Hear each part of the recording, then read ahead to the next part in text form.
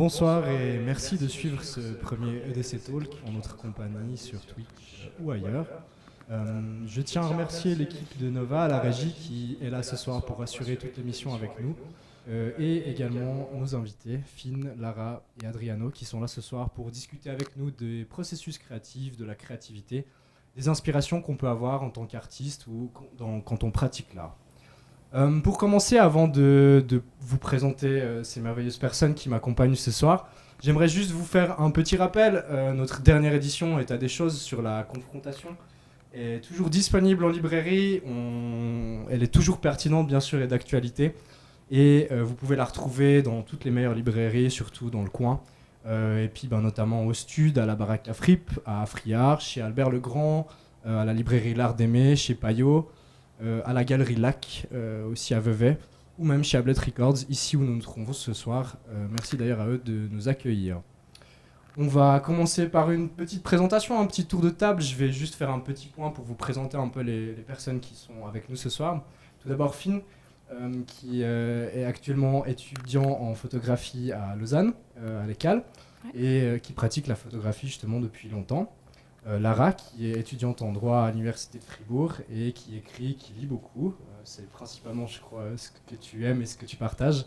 Et Adriano, qui a encore aux études en master de histoire contemporaine, c'est juste, hein, voilà.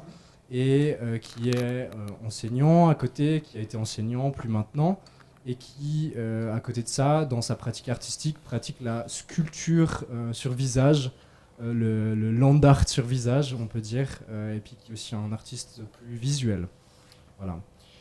Je voulais commencer par vous poser une première question aussi qui va situer un petit peu qui vous êtes, d'où vous venez, pour commencer tout ça.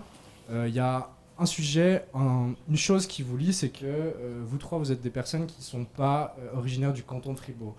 Vous avez vécu ailleurs, vous venez d'ailleurs. Et j'aurais aimé savoir en quoi cette origine différente elle a pu justement influencer vos créations, votre créativité, votre pratique artistique. Et est-ce que vous avez l'impression justement que de vivre ici, dans ce lieu spécifiquement, vous a apporté quelque chose de différent, de nouveau, vous a influencé? Et en soi, est-ce que votre origine aussi fait partie de votre créativité et de vos processus artistiques ou de ce que vous recherchez en tant que résultat? Je ne sais pas qui veut commencer à prendre la parole. En tout cas, pour moi, ça a été un gros choc culturel quand j'ai déménagé en Suisse. Et ça a été un peu un cadeau, en fait, de vraiment vivre dans deux cultures complètement différentes, parce qu'avant j'étais aux États-Unis. Et quand je suis arrivée à 13 ans, du coup, je ne savais pas trop comment comprendre ce qui m'entourait. J'essayais du coup de l'analyser et de comprendre ce qu'il y avait autour de moi et aussi de connecter avec les gens. Et du coup, en fait, c'est ça qui m'a poussée à créer, je pense, vraiment au début, d'essayer de connecter avec les gens qui m'entouraient, que je ne connaissais pas encore, la culture que je ne connaissais pas encore. Et en fait, je pense que ça a été vraiment super important dans mon développement artistique. Et c'est toujours quelque chose qui influence ma pratique aujourd'hui. Voilà. Super. Et tu dirais que ce rapport aussi aux autres, si je peux continuer un peu par rapport à ce que tu as dit, ce rapport aux autres, est-ce qu'il fait aussi partie de tes démarches artistiques? Est-ce que tu entretiens en fait ce rapport comme ressource aussi peut-être? Ouais, c'est vraiment les discussions avec les gens, les rencontres qui nourrissent mon travail. Et puis, ça fait partie de mes influences principales. C'est super important pour moi aussi, ce moment de partager ce que je fais avec les gens, de pouvoir en discuter et de pouvoir susciter d'autres conversations, du coup, par la suite, ou des réflexions.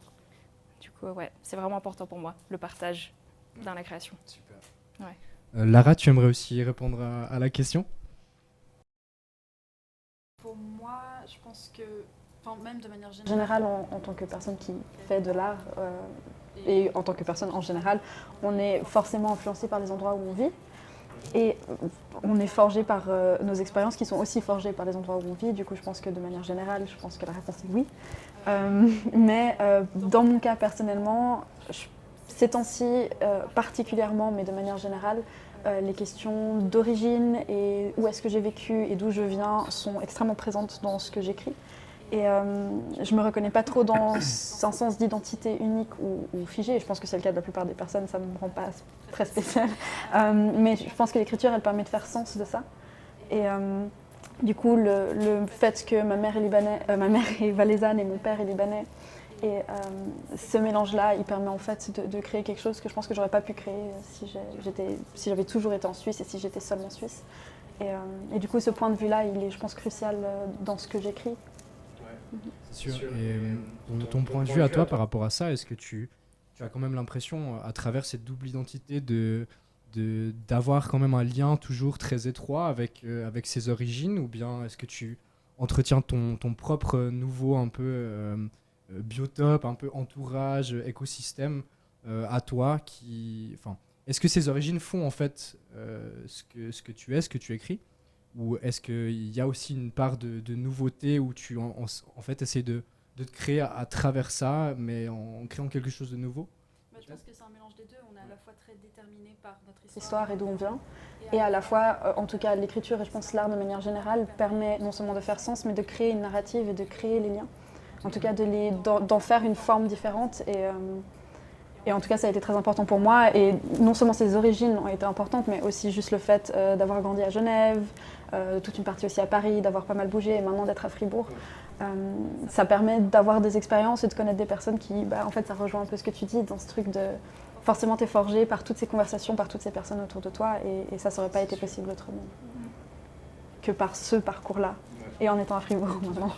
C'est aussi important, je pense, et puis c'est beau de pouvoir le voir, et puis de le voir aussi exprimé en fait à travers l'art, c'est méga important et super beau en tout cas. Adriano, tu aimerais aussi répondre à cette première question? Moi, je crois pas que mon arrivée à Fribourg a été déterminante pour ma pratique artistique. J'ai réfléchi, je pense que c'est plutôt mon retour d'une année à l'étranger. Je suis parti à Stockholm pendant une année. Et il y avait probablement des inspirations, mais aussi un contexte qui fait que c'était possible de me mettre à créer, parce que en rentrant, du coup, j'habitais seul. Du coup, je pouvais être libre de transformer mon petit appart en studio et de laisser libre cours à cette créativité. Bon, j'ai grandi en Valais, mais j'ai quand même un background de culture italienne du Sud très fort. Et je rejoins ce que tu dis, forcément, le milieu dans lequel tu évolues détermine ton art, tes inspirations. Et c'est vrai que si j'habitais au bord de la mer, probablement que ce que je montrerais dans mon travail serait différent.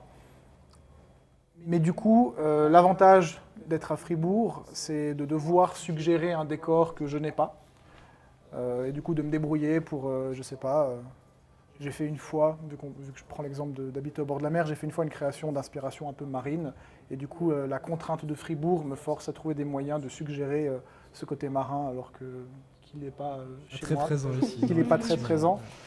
Mais ouais, je le vois plus comme une contrainte, pas au sens négatif, mais comme un cadre avec lequel il faut jouer, entrer, sortir de ce cadre. Mais ce n'est pas ce qui a été l'élément déterminant pour que je commence à créer. Voilà. Du coup, ça fait vraiment aussi partie de ta pratique, mais plus sous forme de cadre. Une porte que tu peux ouvrir ou fermer selon les envies du moment, des choses comme ça. Et puis ça permet de se dire aussi, moi j'ai cette méthode où je me dis, voilà, qu'est-ce que je fais avec ce que j'ai comme moyen, que ce soit financier, moraux, etc. Et si je me retrouve dans un endroit comme Fribourg ou n'importe quelle autre ville, qu'est-ce qu'il y a autour de moi qui peut me permettre d'inspirer une création? Et si c'est un endroit, je sais pas, moi voilà, je suis un mec, j'apprécie la mer et tout, machin, y a des gens qui préfèrent la montagne. Si je me retrouve à la montagne, qu'est-ce que je fais de cette montagne pour réussir quand même à créer et puis à trouver, je sais pas, peut-être un côté marin dans cette montagne, ou alors à utiliser des éléments d'inspiration peut-être insoupçonnés, et puis tu vois ce que je veux dire. Donc ouais, je le vois plus comme un cadre auquel je dois m'adapter que l'inverse. En tout cas, ça a été mon parcours. C'est plus le lieu où tu crées qui va faire ça, quoi. Je pense que le lieu où je suis détermine la forme, au moins, l'esthétique de mes créations. Et je pense que si je déménageais dans un paysage enneigé, par exemple, ça aurait peut-être une autre forme. Tu as parlé de ton année à Stockholm, où c'est l'année durant laquelle tu as étudié l'ethnologie, si je ne me trompe pas? Oui, Et, bien. Ouais, t'es bien renseigné. Et- Entre autres, ouais, ethnologie et cinéma. Ouais. Et là, justement, à Stockholm, est-ce que tu avais aussi un rapport différent? Est-ce que ça a pu influencer quelque chose? Et justement, est-ce que ces études, elles ont aussi peut-être influencé la pratique? Sincèrement, le souvenir que je garde de Stockholm n'a vraiment presque pas de lien avec les études. Plutôt. C'était quasiment l'année sabbatique, je dois dire. Par contre, c'est vrai que voilà, j'ai toujours été très inspiré par tout ce qui est fashion design, stylisme, etc. Et en partant à Stockholm, bah, on est forcément confronté à des esthétiques stylistiques différentes de celles qu'on voit ici.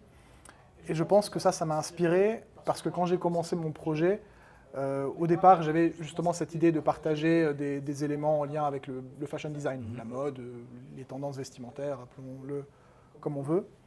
Et c'était quoi ta question? Pardon.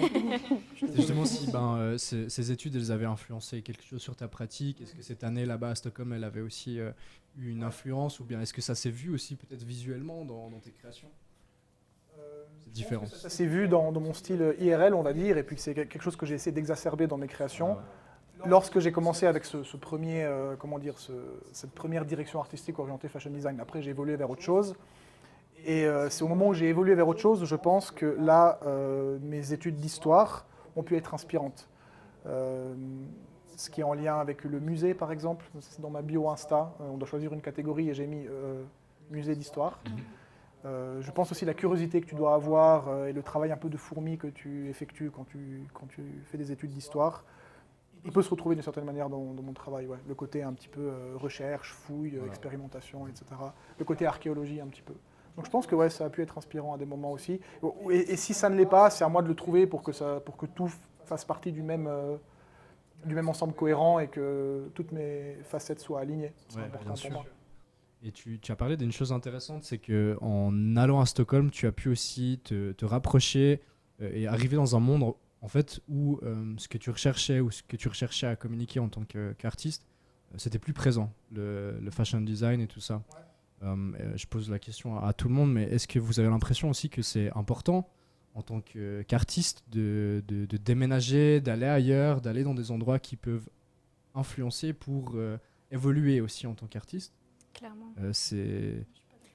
Je pense pas que la Suisse c'est pas riche, mais c'est juste qu'en fait, comme on a des backgrounds tous différents, on a aussi besoin d'élargir nos horizons juste au niveau de genre la culture, comment les gens ils interagissent entre eux, la langue aussi, entendre des langues différentes. Quand tu t'imprègnes d'un environnement où tout le son est complètement différent, je trouve ça c'est assez fou aussi. Enfin, ça change comment tu réfléchis toi-même.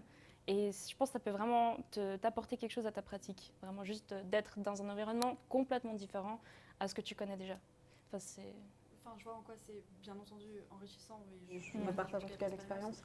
Mais je pense que ce serait avoir ce serait presque même classiste en fait de sous-entendre que pour avoir des horizons extrêmement larges et pour pouvoir vraiment créer de l'art intéressant, il faut avoir voyagé.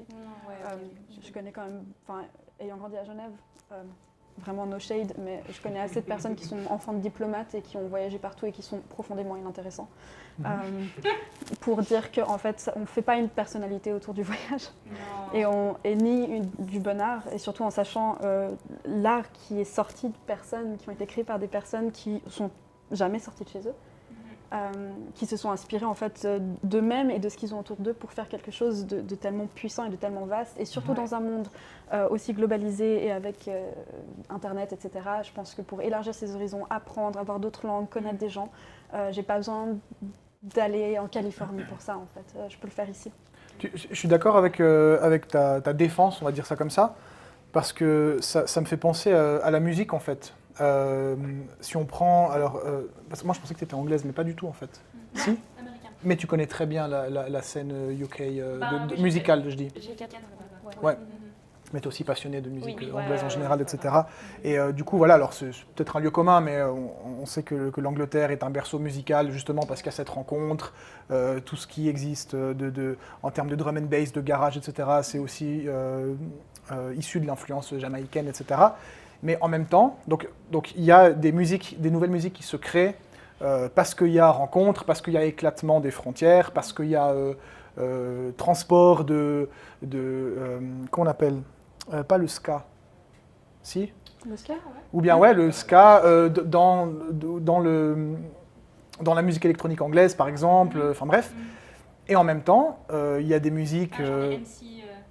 ouais, par exemple, non c'est pas ska, c'est ce rock... Rocksteady, merci. Ouais. Donc, c'est à la fois... faut pas que je perde le fil. Donc, il y a nouveauté musicale et découverte et innovation musicale grâce à un certain brassage.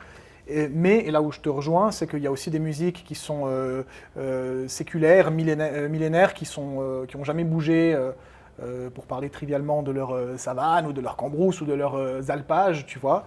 Et c'est une musique qui n'a jamais évolué et qui pourtant peut aussi également être considérée comme très qualitative, très complexe, très inspirante, et pour les gens qui habitent dans cet environnement et pour les autres. Donc si on faisait la comparaison avec la musique, je pense que ta défense, elle tiendrait aussi. Et ouais. Juste aussi, après, dans un sens, on peut aussi créer une musique qui vient d'ailleurs, dans un endroit totalement autre, simplement en l'ayant entendu sur un disque qui a traversé le monde ou quelque chose comme ça, quoi. On aurait beaucoup à gagner dans les milieux artistiques au sens large. Je tiens à dire que du coup, je ne suis pas énormément dans les milieux artistiques, vu que j'étudie le droit. Très artistique, mais dans ce que je vois, et même de manière générale, je pense qu'on profiterait beaucoup moins à aller dans des grandes villes américaines ou des capitales européennes, et plus à aller chercher justement par exemple dans le sud global, non pas pour faire de l'appropriation culturelle, mais pour valoriser des choses qui sont en fait systématiquement totalement effacées.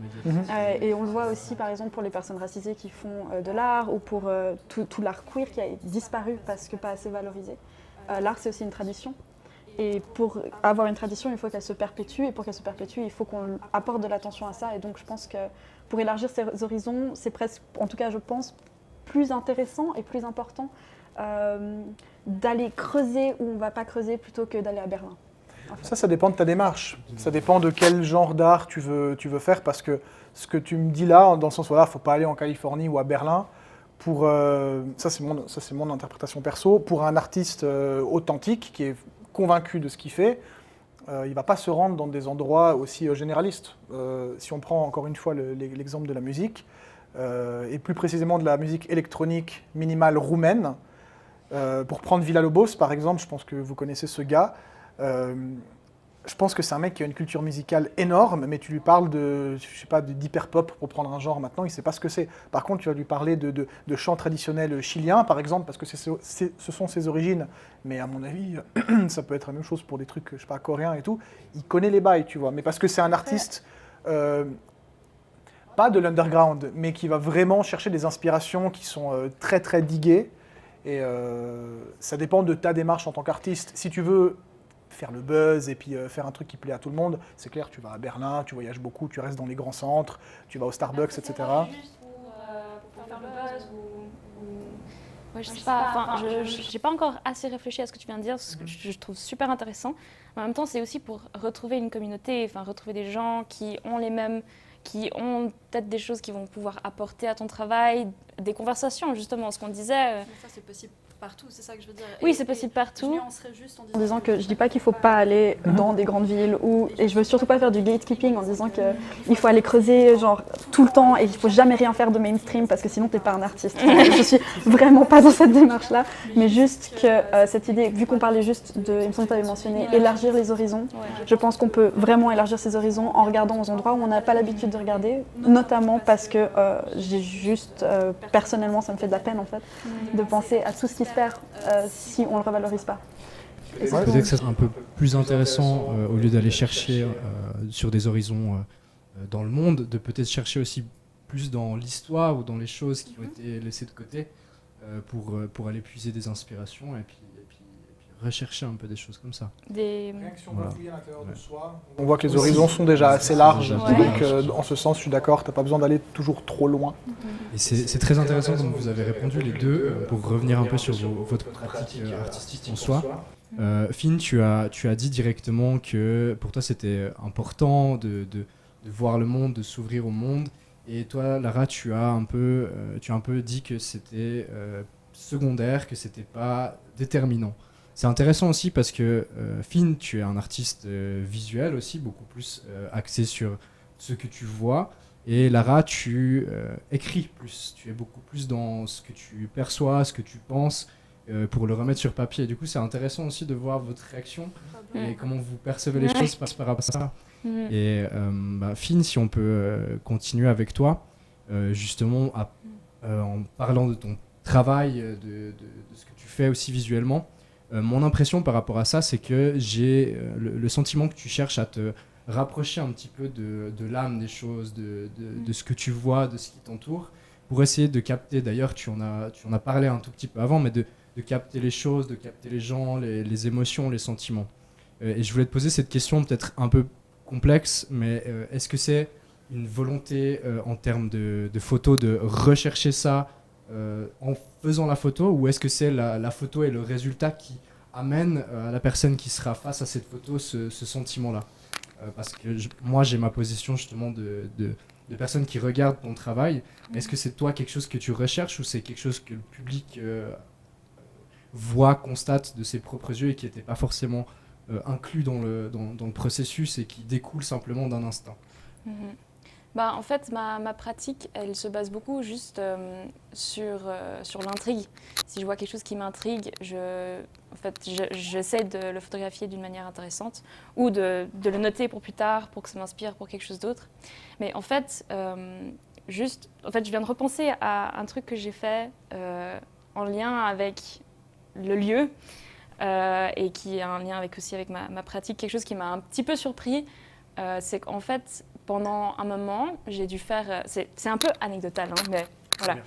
Mais en fait, j'ai dû faire du dog sitting, et j'ai dû sortir un chien, du coup, tous les jours, le matin, midi et soir, et on faisait un peu le même chemin, parce qu'il n'y avait pas beaucoup d'options.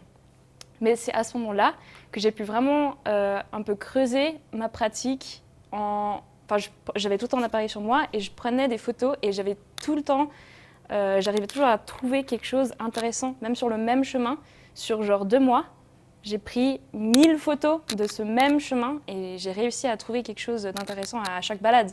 Et du coup, ça me fait penser un peu à notre conversation d'avant, où genre on n'a pas besoin d'aller loin, ou même c'était dans cette routine que j'ai réussi à faire des photos, et qui étaient peut-être encore mieux que... si j'avais juste marché dans une rue random que je connaissais pas, et que je suis passée une fois et que je suis plus jamais repassée. Mais c'est vrai que genre il y a beaucoup de choses à faire sur les environnements qu'on connaît déjà, qui sont très familiers, et sur lesquels on peut plus... je sais pas, c'est inspirant. Donc ça m'a fait penser à ça en fait, et j'étais là, ah ouais, c'est vrai que ce moment-là, ça m'avait intriguée juste dans ma vie, et je me suis dit, ok, il y a un chemin que j'arrivais à quand même voir d'un différent angle tous les jours. Et du coup, pour aller avec la question avec l'âme, en fait, je pense que ça vient de ce sentiment d'éphémère que j'ai avec tout. Je vois que, c'est quelque chose que je me dis constamment, c'est que chaque objet, chaque personne, chaque chose dans notre vie dans laquelle on est en lien, ça va disparaître à un moment, et c'est juste un moment de transition. Et du coup, j'essaie de figer un peu ce moment de transition, soit d'événements ou d'objets, si c'est des natures mortes, des trucs comme ça. Essayer juste de trouver la beauté dans le banal. Pour moi, c'est quelque chose qui est vraiment... le métier de la photographie, maintenant, c'est très, très, très large. Il n'y a plus besoin d'un appareil photo pour faire de la photo. On peut faire de la 3D, on peut faire du graphisme. C'est en lien avec tellement de choses maintenant. Mais juste le fait de regarder quelque chose et de voir sa complexité, et c'est ce qui est intéressant dans cet objet, alors que on passe à côté, et souvent on n'essaye pas de voir la beauté dans ce banal. Ouais, donc tu pourrais dire aussi que ce que tu documentes, ce que tu montres, c'est important parce que c'est éphémère. Ouais, je pense, oui.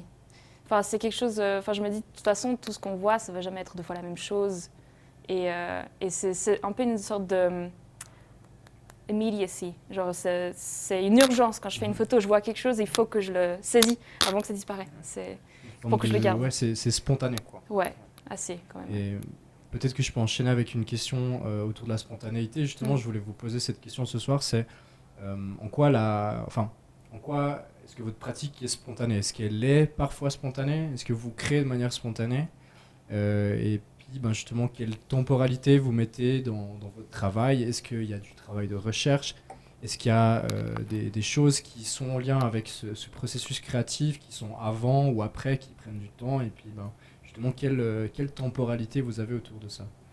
Du coup, Finn, tu as déjà un peu répondu, mais je ne sais pas si tu veux continuer en ajoutant quelque chose. Je ne sais pas comment vous le viviez, mais pour moi, oui, il y a des choses qu'on crée spontanément, mais il y a quand même, tu sens qu'il y a l'influence de tout ce qu'on s'est dit, toutes les interrogations qu'on fait constamment qui viennent en lien avec ce produit final. Même si c'est spontané, c'est quelque chose qui a un énorme background pour arriver à ce truc, ce réflexe aussi. Genre, c'est des choses c'est un entraînement de faire des choses rapidement comme ça. Enfin, ça vient avec des questions de routine ou des trucs comme ça. Donc ça peut être très spontané, mais en même temps, comme l'œil, moi je parle de l'œil photographique parce que c'est ce que je connais, mais je pense dans l'écriture, tu peux le trouver aussi. C'est quelque chose qui se travaille, c'est pas quelque chose... l'œil photographique, c'est pas quelque chose qui vient tout seul, et je pense que le langage non plus, et puis la sculpture... Aussi, donc, ouais. Moi, je parle souvent de l'œil, donc je suis d'accord avec toi. Vraiment. C'est quelque chose qui change beaucoup. Et alors, attends, c'était quoi déjà la question? C'est compliqué. C'est vraiment un processus au final qui crée cette spontanéité. C'est tout Ouais. ce que tu apprends, ce que tu Ouais. entraînes, et la routine dont tu as parlé aussi, Ouais. qui va créer cette spontanéité. Ouais. Oui. Je pense que, en tout cas, personnellement, Vraiment, pour écrire, il faut que ça devienne effectivement partie d'une routine ou une forme de réflexe en fait. Je pense un truc, je l'écris. Il y a des mots qui vont tout d'un coup bien ensemble, je les écris. Et c'est juste le fait d'être attentif au langage et de se dire « Ah, il y a tel mot qui m'ont extrêmement plu et ils iraient tellement bien ensemble. » Et en fait, on fait ces petites paires ensemble et on crée avec juste des espèces de patchwork comme ça, assez facilement des textes, quoi. Mais je pense qu'effectivement, c'est un long processus qui amène à ça. Et puis, moi, j'ai toujours ressenti un peu ça plus comme un débordement que comme une pratique vraiment artistique. Ça se ressentait plus comme vraiment une urgence, effectivement, de tout d'un coup, il y a toutes ces émotions, toutes ces pensées, tous ces petits mots qui vont ensemble, qui tout d'un coup débordent et ça fait quelque chose. Je ne sais pas si ça fait quelque chose de bien, mais ça fait quelque chose. Moi, je voulais justement poser la question, vu que je sais que tu écris beaucoup par rapport au fond de ta pensée, un peu, à ce que tu penses, ce à quoi tu réfléchis, j'ai l'impression. Et en fait, j'aurais bien aimé savoir, et si tu es d'accord de le partager avec nous ce soir, c'est pourquoi et en quelle occasion est-ce que tu écris? Est-ce que c'est vraiment quelque chose de quotidien? Est-ce que tu écris beaucoup? Et qu'est-ce que ça t'apporte aussi? Je pense que, quand j'ai toujours aimé lire déjà de base, et puis quand j'étais enfant, j'ai soudainement décidé que j'allais être poète. J'ai fait droit, donc en termes de déception. Non, et puis du coup, j'ai annoncé ça à mes parents, c'était très solennel. Ma mère m'a acheté une anthologie de la poésie française et tout, j'ai pris ça très au sérieux.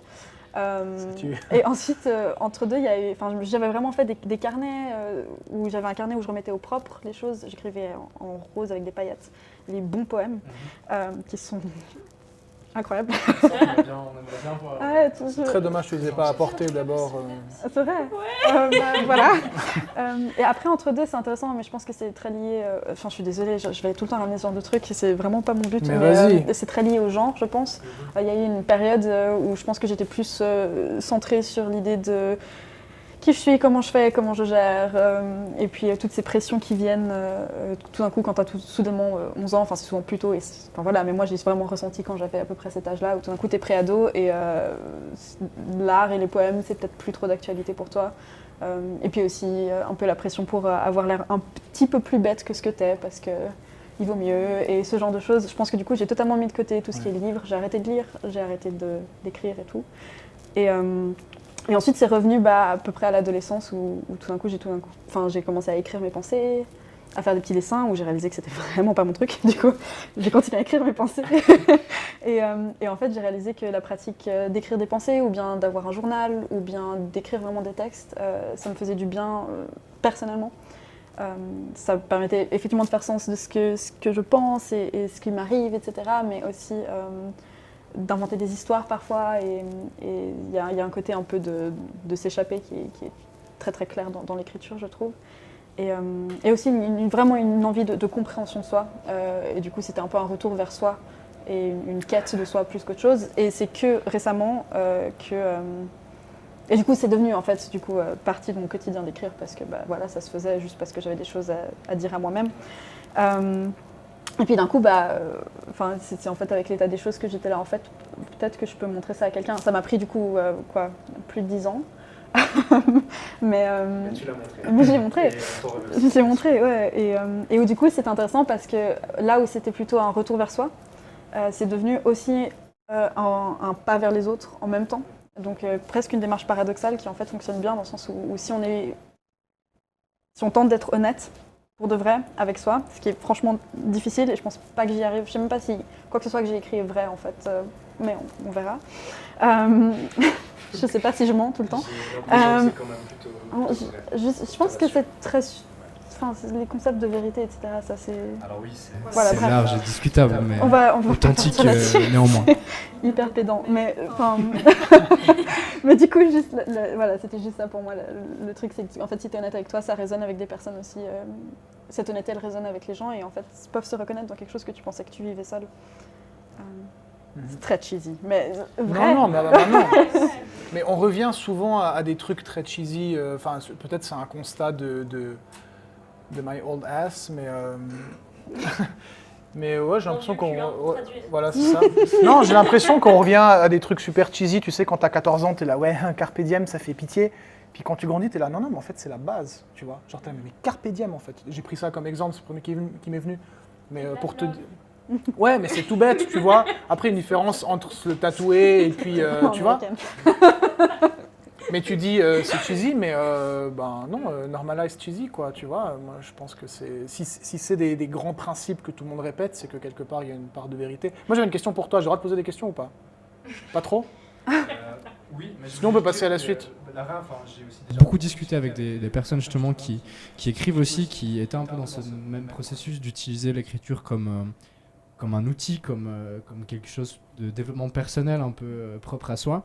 Et les sentiments que tu as, ils sont tout à fait justes par rapport à cette honnêteté, ce partage qui est aussi important pour toi-même.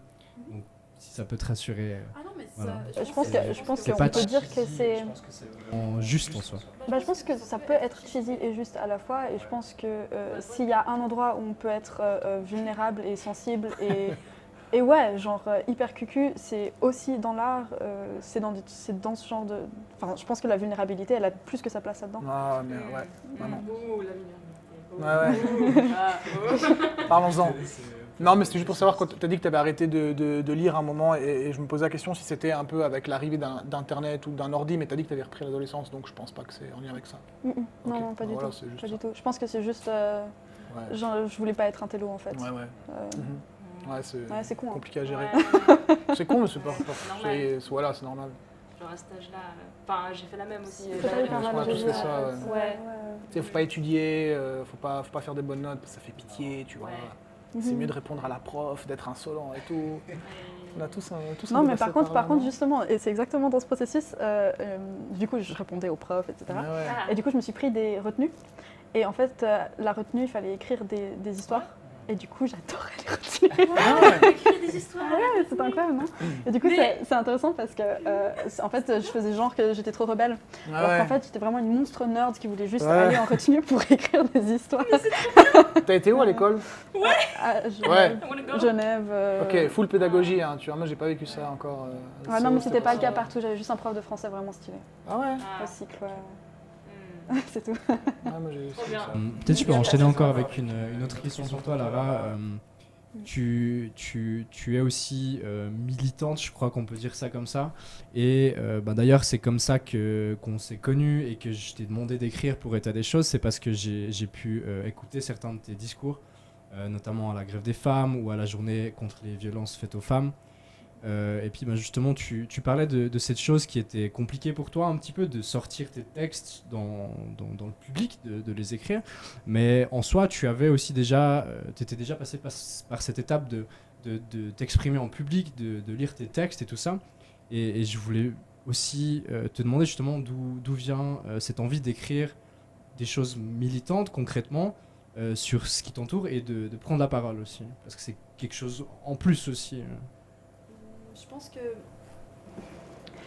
quand il s'agit de politique au sens large, je suis plus confiante que quand il s'agit d'art et je pense que j'ai juste dissocié les deux, alors que c'est vraiment impossible de dissocier les deux.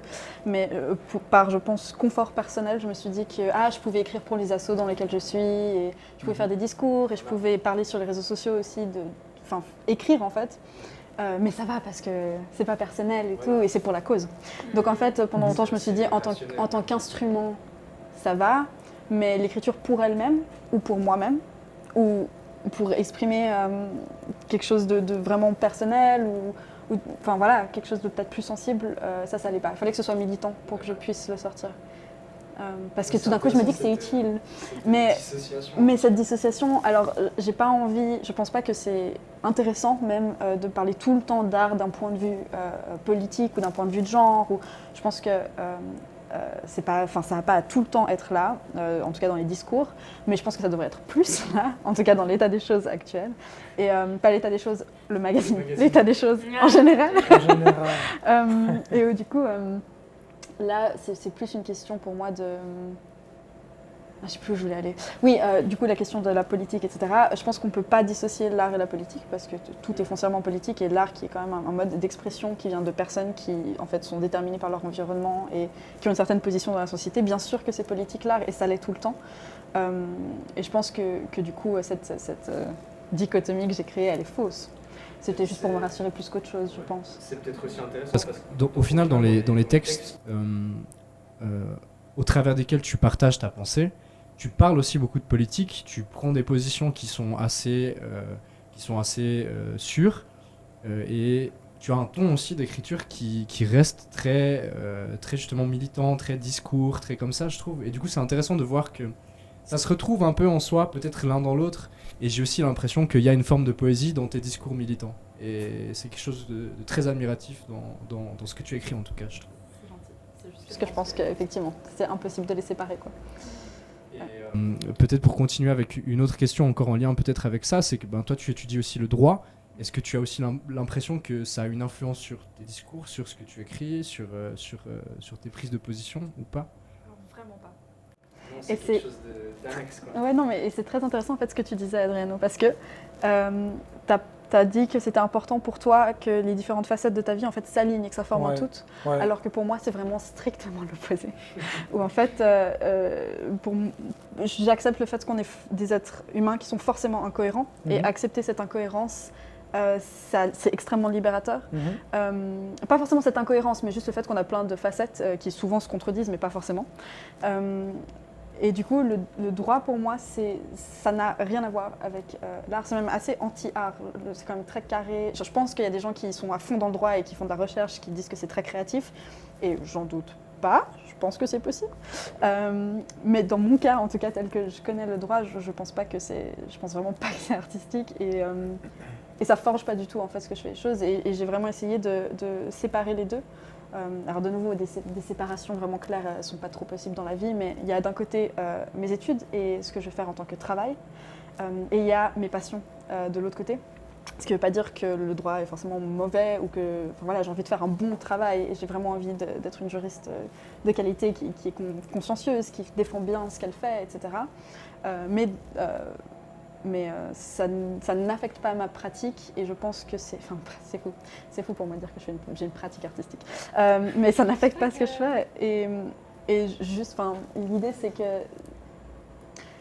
l'idée pour moi, c'est que ce que j'aime vraiment foncièrement, c'est pourquoi j'ai vraiment une passion, donc entre autres l'art et surtout la lecture et l'écriture. Ça doit être quelque chose qui ne doit pas être touché de toute considération monétaire. Ça ne doit pas être touché par un boss. Ça ne doit pas être touché par des obligations. Et en tout cas, je ne dis pas que ça doit être dans l'absolu comme ça du tout. Je dis des gens qui vivent de leur art, c'est super. Mais moi, personnellement, j'ai besoin de savoir que je fais les choses par moi-même, pour moi-même, et jamais être forcée à ça. L'idée qu'on me force à écrire, ou que je doive avoir une deadline et que je doive écrire, ou que je doive lire aussi, par exemple dans des études, dans le cadre d'études en lettres, de devoir lire des romans, de devoir lire de la littérature, ça c'est quelque chose qui me rendrait misérable en fait. Et je préfère de loin être là, mes passions, elles sont loin de toute considération liée au capital. Ouais, ça c'est clair. À ta pratique aussi, au final, c'est très intéressant ce que tu dis là, parce qu'au final, c'est une distanciation de ta vie, de ta survie par rapport à ce que tu aimes et ta passion. Et au final, tu as vraiment trouvé quelque chose que tu étudies et que tu fais pour pouvoir aussi avoir cette passion-là à côté, j'imagine, et pouvoir vraiment pratiquer ça simplement par passion. L'art pour la passion, pas pour la rémunération. Malgré toi, il y a quand même une influence dans ton travail. Genre, Alors, inconsciemment. Tu dois Sûrement en y avoir Habilité entre une, les de deux. toute manière c'est perméable je pense. Mais en termes de... Enfin vraiment, c'est très très dur de trouver de la poésie dans le droit. Enfin vraiment, c'est très dur. C'est très sec comme matière. La première. évidente. Mais je pense peu. Alors peut-être il faut faire extrêmement attention aux mots et du coup peut-être que différencier vu qu'on n'arrête pas d'apprendre des définitions et de différencier certains termes d'autres, etc. Peut-être que du coup plus sensible à certaines nuances dans certains mots, etc. Mais voilà, genre, c'est aussi, c'est un équilibre que pendant longtemps j'étais pas sûre qui était le meilleur. Mais finalement, ça me fait du bien en fait de savoir que je dépends pas non plus du networking parce que j'ai pas envie de vivre de l'art. Du coup, si je rencontre des gens dans le monde de l'art, c'est parce que c'est chouette. Et il y a jamais de moi, je te rejoins, j'ai considération. pas envie de. Enfin, j'ai pas envie. Si on me dit, vas-y, j'achète ton truc pour 1 million, let's go, bien sûr. Mais je suis comme toi, j'en fais pas un but parce que je suis gavé. C'est peut-être différent parce que tu as étudié pour ça, tu vois ce que je veux dire. Peut-être que tu es dans une voie de formation. Moi, c'est vraiment un truc annexe, tu vois. Ça, Finn, c'est très intéressant parce que toi, justement, tu es photographe depuis longtemps, mais tu as maintenant, justement, commencé des études en photographie, spécifiquement. Donc, tu fais des études supérieures là-dedans, alors que c'est quelque chose que tu pratiques depuis longtemps. Ouais. Est-ce que... Enfin, c'est très différent, justement, comme méthode. Est-ce que tu peux un peu... Et voilà, on est de retour pour la deuxième partie de ce podcast, toujours en compagnie de Finn, Lara et Adriano. Désolé pour cette petite coupure, on a malheureusement une coupure de courant et on a dû restarter tout notre matériel. On va revenir et continuer toujours avec la question que j'ai posée pour Finn. Donc Finn, je te demandais justement, toi qui es photographe depuis très longtemps, quelle a été ta rencontre avec ce médium artistique et qu'est-ce qui a fait que tu décides aujourd'hui d'en faire ton métier, étant donné que tu es en train de faire des études en photographie à l'ECAL à Lausanne. Comment est-ce que tu te vois, toi, par rapport à ça, à ces études, alors que tu avais déjà un bagage vraiment très professionnel auparavant? Mais pas suffisant pour moi. Pas suffisant. Pas suffisant. Ouais, Ok. pas suffisant. Mais tu dis très longtemps, mais pour moi, ma pratique photographique... Alors oui, j'ai commencé la photo à 13 ans, on va dire. Mais c'était ses débuts, quoi. Et puis après, j'ai pas vraiment pu pratiquer la photo parce qu'à l'école, j'ai pas vraiment fait de photo. Il y avait un cours photo en première année, mais je savais déjà tout ce qu'on a appris dans ce cours-là. Après, j'ai fait de la photo studio en deuxième année. C'était un cours option, donc on avait ça genre une fois par mois ou une fois par semaine, je sais plus. C'était vraiment pas beaucoup. Et moi, je voulais vraiment vivre dans un environnement genre imbibé de la photo constamment. Et c'est pour ça que je fais l'ECAL là en ce moment, parce que j'ai vraiment envie de... Enfin déjà, c'est pour ça que j'ai choisi ça comme chemin de vie. J'ai envie de le faire constamment, parce que j'ai eu plusieurs étapes de réflexion par rapport à tout ça, mais en sortant de l'Econ, j'avais presque un rejet envers tout ça. Je me disais non, mais je peux pas continuer là-dedans, j'ai pas envie de faire de la publicité, Enfin voilà, c'est de la publicité et la communication. Donc je me sentais un peu fatiguée de tout ça, de ce monde, et je me suis dit je vais dans la culture. Et j'ai fait un stage à Vision du Réel, ce qui était super. Et c'est à ce moment-là, en étant complètement éloignée de toute pratique artistique, c'était vraiment juste de la communication. je me suis rendu compte que j'avais vraiment besoin de ça dans ma vie et je faisais que de penser à ça constamment. Je pensais à ça à H24 et je me suis dit, il faut que Est-ce que, j'y vais. du coup, tu considères ce que tu fais plus comme vraiment ton art, même ce que tu fais vraiment de manière vraiment justement constante, comme tu dis, ou est-ce que c'est plus un métier pour toi? Enfin, je pense que c'est les deux, bien évidemment, mais est-ce qu'il n'y a pas un penchant peut-être un peu plus grand dans la balance?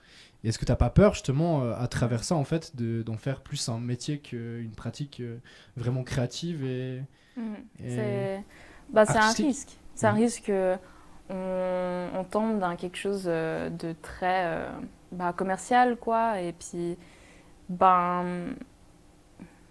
c'est juste que la photo, pour moi, c'est quelque chose que de toute façon, je vis là-dedans. C'est un constant, en fait. Je peux pas...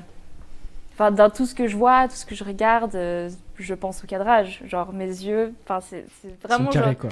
c'est ouais, vraiment ça, ouais. Carré comme un kiwi.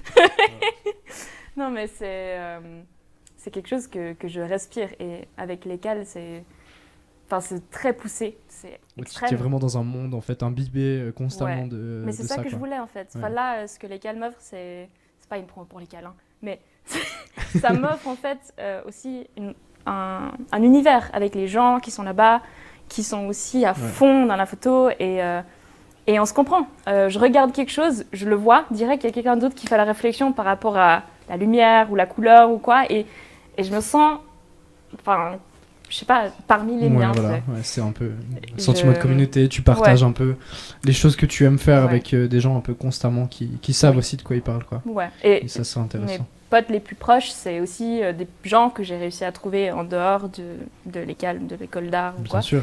qui ont aussi un regard Voilà. similaire au mien. Pas Mhm. forcément similaire, mais qui ont une sensibilité. D'accord. Mais moi, je n'arrive pas à me voir faire quelque chose qui est secondaire à ça. J'ai envie d'être constamment en train de faire soit de l'image, soit créer. Et surtout, j'ai surtout envie d'aller dans le cinéma et de me pencher là-dedans. Parce que je trouve que c'est quelque chose d'extrêmement fort. Et justement, il y a ce côté très collaborateur où tu travailles avec les autres et tu avances avec une équipe. Et j'adore cette ambiance un peu famille qu'il y a, que ça peut créer dans le cinéma. Et aussi, il y a le partage, il y a tout ce que j'aime dans la création. C'est la collaboration, le partage, tout ça. Et puis en plus, le médium, il est extrêmement beau et fort et tu peux faire passer des messages que tu peux pas avec d'autres médiums. Même avec la photo. Je trouve que c'est... C'est différent, quoi. C'est Ça différent, bouge. ouais. Voilà, ça bouge. Ça bouge. Et il y a du son, En plus. il y a de la musique. C'est ça, il faudrait trop qu'on parle de musique. Incroyable. Je trouve, parce que c'est clairement une influence de manière générale. Non, mais je veux dire ici, Ce soir, avec vous. sur ce plateau. Parce que ça, c'est clairement une de mes inspirations premières, c'est la musique. Yeah. Ah, voilà. Bon, voilà, on trouve un terrain d'entente. Oui. On peut en parler justement, si vous voulez, un petit peu de vos influences, de peut-être d'autres médiums artistiques qui font pas partie de ce que vous créez, mais qui pourraient vous inspirer, typiquement la musique. Qu'est-ce que ça vous apporte? Qu'est-ce que vous en faites? Comment est-ce que ça se ressent dans votre art, si on peut le percevoir? En tout cas, si vous pensez qu'on peut le percevoir. Et peut-être aussi, la question qui me vient aussi, c'est est-ce qu'il y a... quelle est l'importance en fait de ces influences dans votre travail directement, tout simplement? Je vous laisse la parole sur la musique parce que c'est pas mon influence directe, même si elle est très présente et que je fais une distinction entre influence et inspiration. Et je pense que je peux répondre sur la partie influence, mais moins inspiration, du coup, je vous laisse la main. La différence juste pour situer pour toi entre ces deux choses. T'es sûr que tu vas pas perdre la question après? Non, mais c'est intéressant. Je m'en suis rendu compte plus tard. Tout ce que je suis en train de dire là, c'est évidemment aussi un peu rétrospectif. Mais le moment où j'ai arrêté de faire du fashion design, on va l'appeler comme ça, sur mon compte, et que j'ai commencé à faire quelque chose qui était plus proche de ce que je voulais vraiment faire, je me rends compte aujourd'hui que l'inspiration principale de mon travail, c'est on va dire le développement de soi, le chemin que j'effectue et surtout la thérapie. La thérapie que j'ai commencé il y a quelques années. Et je comprends et je sais aujourd'hui que mon travail, en tout cas celui qui est disponible sur Instagram, parce qu'il y a plein de projets sinon, c'est celui qui documente ma thérapie et puis les grandes bornes, les grandes réalisations ou les petites réalisations que j'ai faites et qui m'inspire en fait une mise en scène qui va permettre de l'exprimer. Tout à l'heure, on a évoqué le truc de la vulnérabilité. J'ai pas encore eu le temps de faire un truc là-dessus, mais il n'y a pas très longtemps, justement, j'ai entre guillemets fait une expérience de vulnérabilité. Enfin bref, j'ai réfléchi à ça, j'ai travaillé là-dessus, bref. Et ça m'a inspiré une idée. Je me suis dit, ok, ce serait bien que je puisse la mettre en scène de telle façon. Et puis voilà, j'ai eu une idée, mais bon, je vais le faire bientôt. Mais du coup, mon inspiration principale, ce qui inspire mon travail, c'est vraiment ça. C'est la thérapie avec toutes les choses qui me sont arrivées, de bien, de mal, toutes les choses que je mets en place pour... Pardon ? Le vécu. Ouais, c'est le vécu. Et puis chaque photo que je fais, chaque création que je réalise, correspond à un point d'ancrage précis, une étape de cette thérapie. Et esthétiquement, ce qu'on voit sur mes photos détermine aussi le stade où j'en suis. Donc ça, c'est mon inspiration principale. C'est pour ça que je fais ce travail. Et c'est en ce sens aussi que mon boulot est un musée d'histoire, parce que c'est l'archivage de ma thérapie, si tu veux. Maintenant, la musique, bien sûr que c'est une influence, et ça peut m'aider à débloquer, je sais pas, une étape, ou tout d'un coup, ça va me donner une sorte d'énergie comme ça, créative, que je vais pouvoir engager dans mes créations. Mais je le vois plus comme une influence, pas comme une inspiration. Ok, ben, je vois bien la différence. En gros, est-ce que C'est vraiment quelque chose de ton quotidien qui t'appartient, duquel tu t'inspires peut-être, et puis les influences, c'est plus des choses externes, c'est comme ça un peu que tu le vois? C'est plus des choses externes qui font que, ben voilà, comme on disait tout à l'heure, si tu habites au bord de la mer, ça devient une influence. Ça peut être inspirant si tu as fait une expérience de noyade. Bah, par exemple, ça, je peux en parler parce que j'ai failli me noyer il y a 2 ans. Et du coup, forcément, le thème marin, je pense que si vous allez sur mon compte, vous allez voir, mais le thème marin, il vient directement de cette expérience-là qui était super flippante, vraiment. Et... mais par contre, comme la mer peut être une influence par ses couleurs, la musique peut être une influence par ses couleurs aussi, et puis elle vient juste teinter, entre guillemets, l'art global, mais c'est comme, par exemple, tu as un style, tu vois, et puis un jour, tu mets du vernis rouge, ou une fois du bleu, puis une fois tu mets des boucles d'oreilles, une fois tu n'en mets pas, tu vois. Ça, pour moi, c'est les influences. C'est les petites choses qui font que tu conserves ton style, mais qui font que chaque jour, il est un peu différent. Tu vois ? Ouais. Pour moi, c'est quelque chose, enfin la musique surtout, c'est quelque chose qui vient vraiment main dans la main avec ce que je fais, et surtout avec l'image du coup en mouvement. J'ai fait un projet récemment où vraiment, je savais déjà quelle musique allait être dans la vidéo, et du coup j'ai écouté cette musique, je pense au moins une centaine de fois, et je me suis clairement inspirée de ce qu'elle me procurait pour créer ces images. Et même, j'ai j'ai un collectif, voilà, avec des gens à Fribourg qui sont aussi du même avis que le visuel et la musique, c'est vraiment super lié et important. Et on essaye de promouvoir du coup le lien et la collaboration entre artistes visuels et musiciens, parce que je trouve que le résultat de ce genre de mélange, c'est toujours quelque chose de très fort. Et c'est quelque chose qui, pour le coup, c'est pas juste une influence pour moi, c'est vraiment une inspiration active. Et souvent, j'écoute de la musique spécifique pour faire certains trucs, parce que je fais d'autres trucs, genre je peins aussi, ou d'autres médiums. J'ai fait ça aussi d'ailleurs. Voilà. C'est toi qui as fait ce truc ? Ouais, j'ai fait pour un projet lié avec les images cursed aux États-Unis. Ouais. Voilà, tu vois. Ah ouais, bien sûr. Ouais, et du coup, c'est des beans.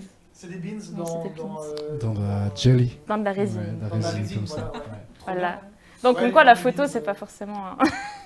Il n'y a pas que la photo, quoi. Tu as un bijou qui est très joli, qui est presque mignon, on va dire, malgré le fait qu'il y a à côté de Chains et tout, mais avec une inspiration cursed.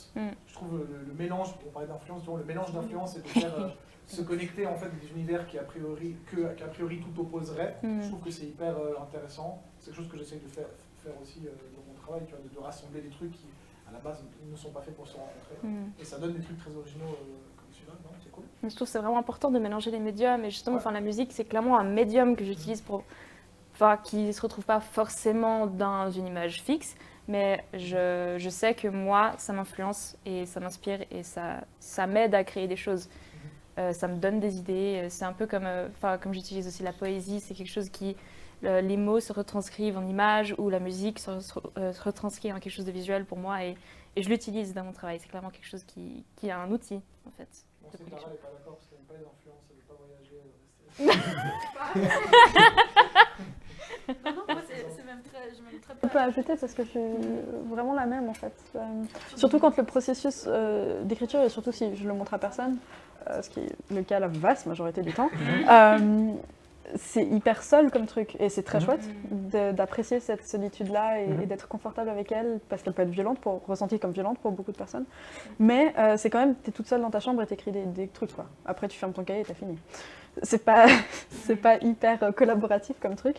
Et du coup, mettre en commun dans des projets comme l'état des choses, c'est super, mais aussi juste pouvoir s'inspirer d'autres médiums et d'autres formes d'art, ça fait énormément de bien du coup. Et puis voilà, ça donne effectivement plein d'idées. S'il y a tout d'un coup des paroles qui vraiment touchent, ou bien une mélodie qui te touche, tout d'un coup ça t'inspire quelque chose, tu vas écrire. Enfin, c'est intrinsèquement lié. On parle de musicalité des mots dans la poésie, c'est un petit peu ça.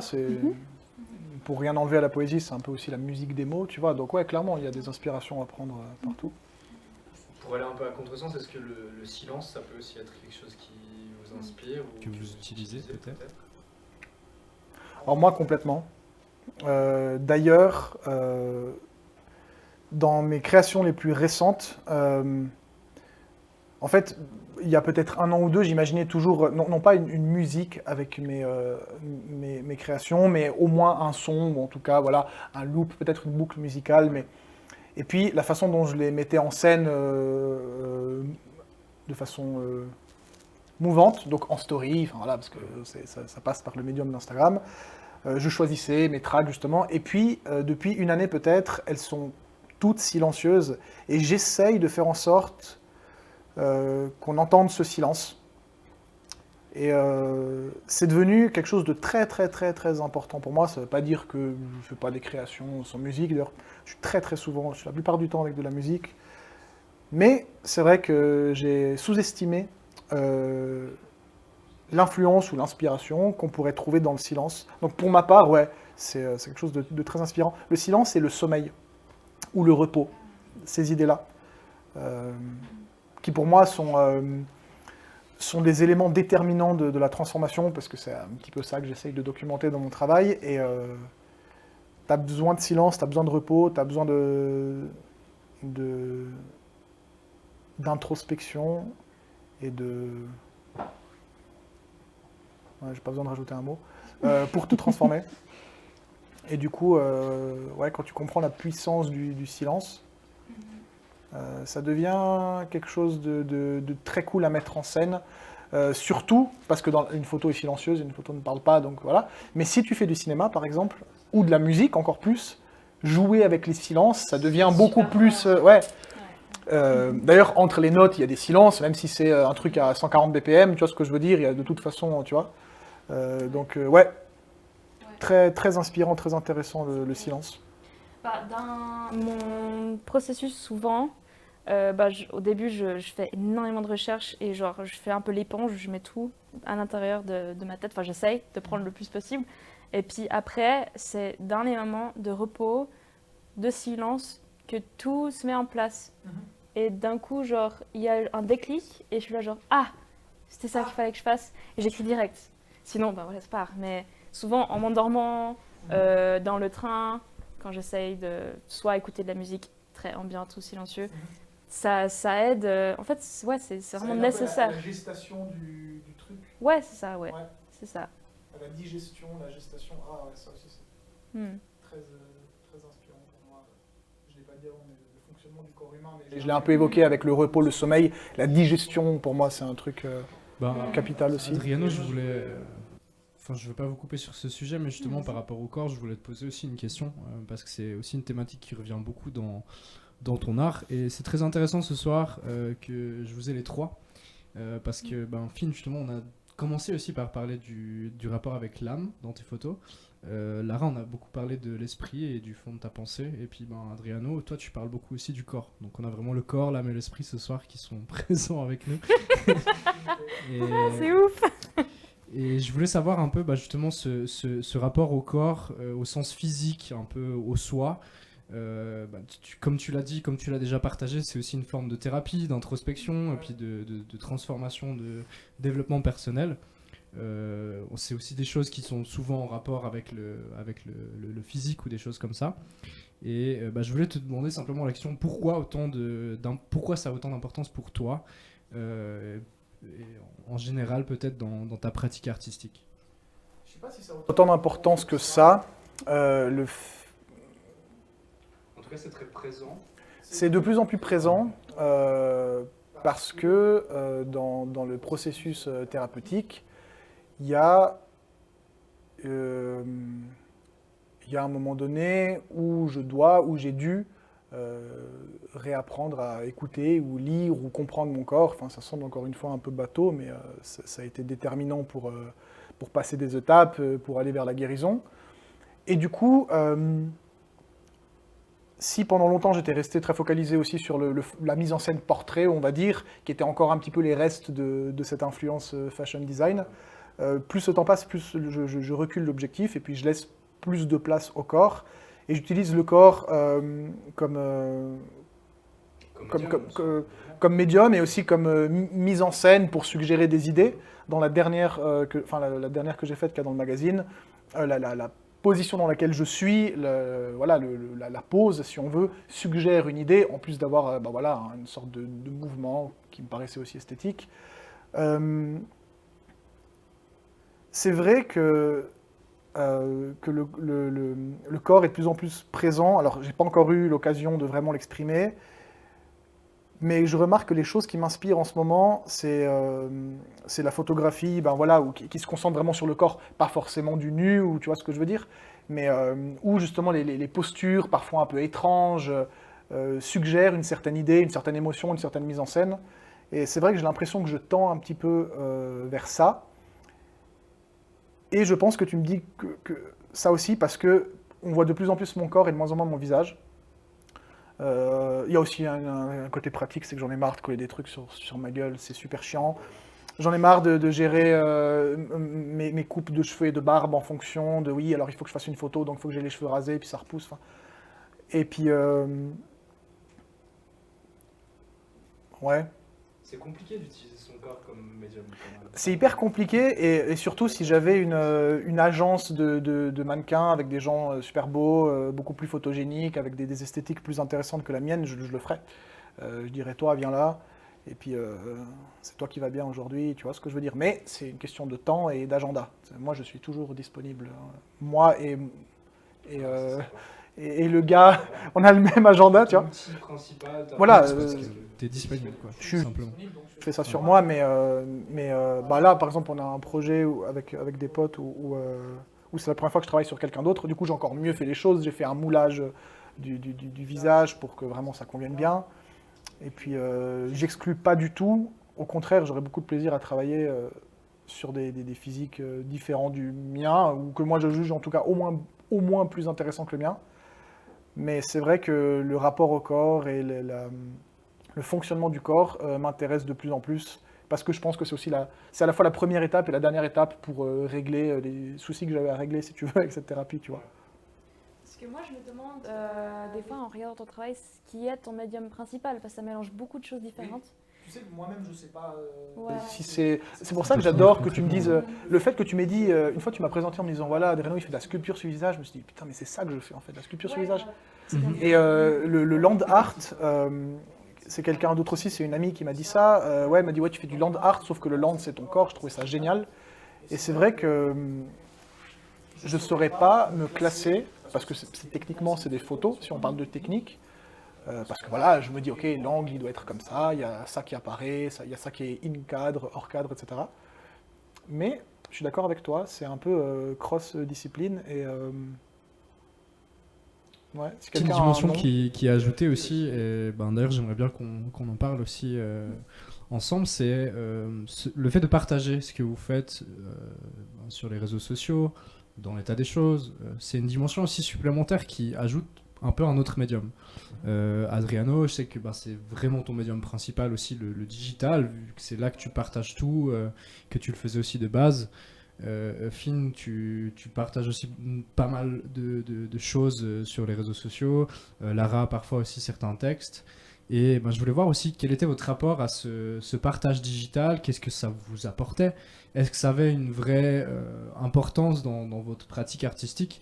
Typiquement, Adriano, je pense qu'on pourra souligner que vraiment c'est un peu le fondement, mais tu m'en as aussi parlé comme quelque chose justement qui était presque encombrant plus qu'autre chose, mais justement j'aimerais bien vous écouter là-dessus, peut-être, je sais pas si... C'est vrai qu'il y a certains artistes qui choisissent de ne pas l'utiliser aujourd'hui, mais je pense que ça... Moi j'ai un besoin de partager ce que je fais, et c'est un peu la plateforme le plus simple et le plus occupé en ce moment. Et ça vient aussi, je pense que mon besoin de partager juste avec les gens, et cette empathie un peu occupante que j'ai ressentie en arrivant ici, où j'ai envie de me connecter avec les gens. Et donc il y a quand même... alors oui, c'est digital, oui, c'est via Internet. Mais ça aide. Mais ouais, ça donne de l'énergie pour ensuite créer d'autres choses quand tu vois que tes proches, enfin surtout mes proches, parce que les gens que je connais pas à l'autre bout de la planète, c'est cool, mais que mes proches ils se sentent touchés par ce que je fais, c'est fort. Et c'est un moyen juste très rapide d'atteindre beaucoup de gens. C'est Voilà. comme ça que toi tu le perçois. Ouais. Et- C'est marrant, moi c'est l'inverse. Moi je cherchais surtout pas à toucher les gens autour de moi, mais au contraire à tous les autres si on veut. Après moi je l'utilise comme un moyen simple, rapide et efficace de diffusion.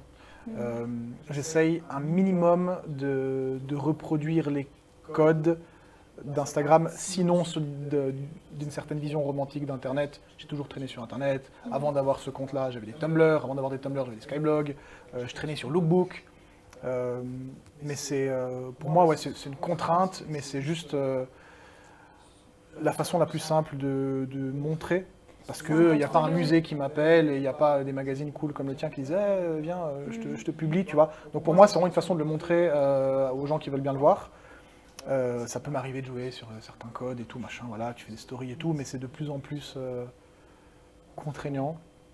Et moi, je me vois pas du tout comme un Instagrammeur ou un influenceur d'Internet, même si Justement, Internet a eu forcément une influence. Tu m'avais parlé aussi une fois justement du fait que ton art, c'est quelque chose qui prend du temps à être réalisé. Il y a cet aspect thérapeutique, il y a cet aspect de vécu qui prend du temps à être mis en place, toute la phase de réflexion par rapport à ce que tu vas faire, la conceptualisation, trouver les matériaux, tout ça.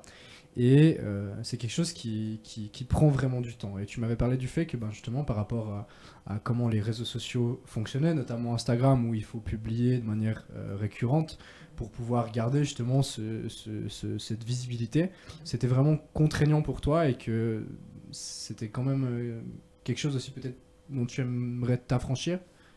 Idéalement, Je sais pas. Ce qu'il y a, c'est que j'ai pas le temps.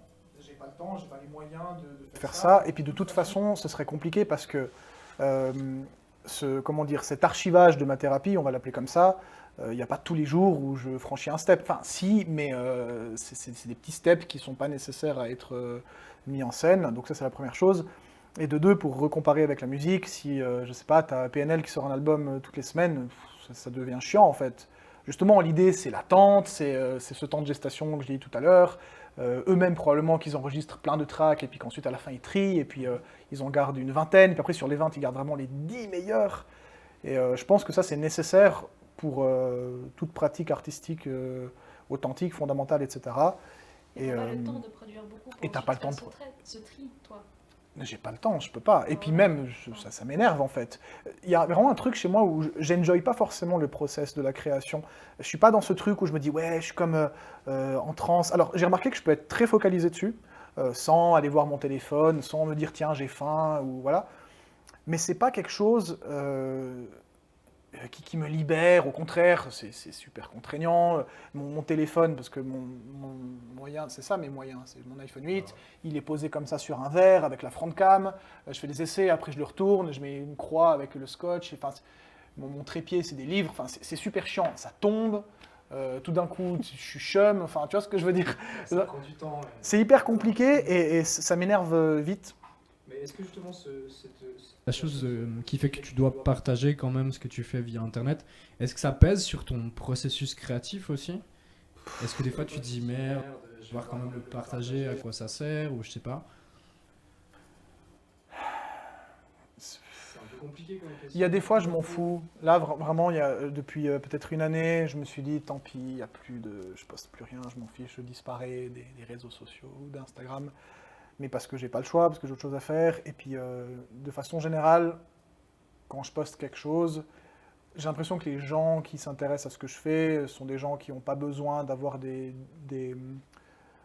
TikTok trends ou bien voilà, des feeds comme ça. Et du coup, voilà, les gens qui s'intéressent à mon boulot, je crois pas qu'ils aient besoin de ça. Moi, j'ai pas besoin non plus, donc je me prends pas trop la tête. Et je regarde pas les statistiques de mon compte, parce que de toute façon, je rentre pas dedans. Parce que c'est un boulot à temps plein, c'est comme les youtubeurs, c'est comme les gars sur Twitch et tout. C'est everyday, tu vois. Et par C'est un contre, métier. ce que tu disais par rapport à la quantité, je trouve que c'est quand même assez utile en fait, de créer beaucoup pour ensuite avoir beaucoup de retours et s'améliorer rapidement.